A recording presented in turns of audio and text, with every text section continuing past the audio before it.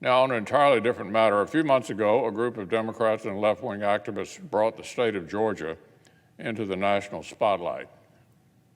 Tremendous outrage, an air of total crisis was cooked up out of nowhere. The state of Georgia was passing a mainstream, common-sense election law. It combined widely popular integrity protections like voter ID with a great deal of flexibility and availability to make voting easy. It codified more flexible early voting and more flexible mail-in voting than many Democrat-run states offer. For example, New York. Americans want to make it easier to vote and harder to cheat. Voter ID, for example, is popular with majorities of Black, white, and Hispanic Americans.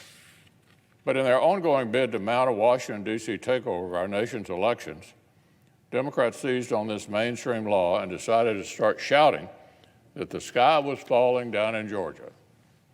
The sky is falling down in Georgia.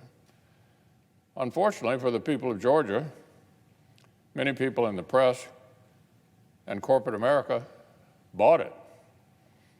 They got Major League Baseball to move its All-Star game out of Georgia. Actual work opportunities, actual prosperity for working people were sacrificed to serve this fake hysteria. Well, today, Georgians got what you might call a very weak consolation prize. Today, a week after the All-Star game was supposed to happen in Atlanta, Democrats themselves descended on the state to stage a bit of partisan theater. Last week, the traveling roadshow was Texas Democrats coming here to Washington to beg Senate Democrats to seize power away from their own citizens and local governments. This week, it was our own colleagues' turn to get on the jets, but the rhetoric was just as hysterical, and the conclusion, all the same.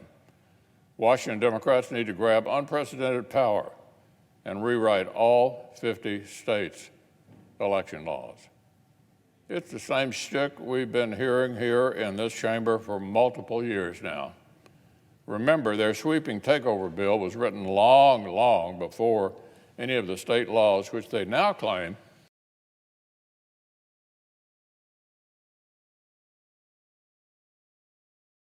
are prompting it. This phony outrage is wearing thin on the American people. Citizens know it isn't attacking democracy to have things like common sense voter ID and common sense voter list maintenance, alongside lots of early voting, lots of mail-in voting, and lots of election day voting. That kind of combination isn't an attack on democracy. It is the definition of democracy.